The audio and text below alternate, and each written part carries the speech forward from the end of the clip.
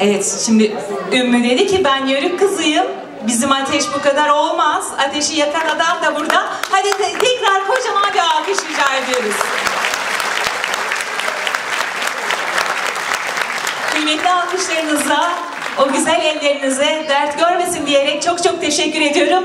Ve sahneyi kocaman yıldıza, ateş kadar sıcak, sevgi kadar özel, bu çocuklar kadar güzel kıza bırakıyorum. Huzurlarınızda Ümmü Erbil efendim.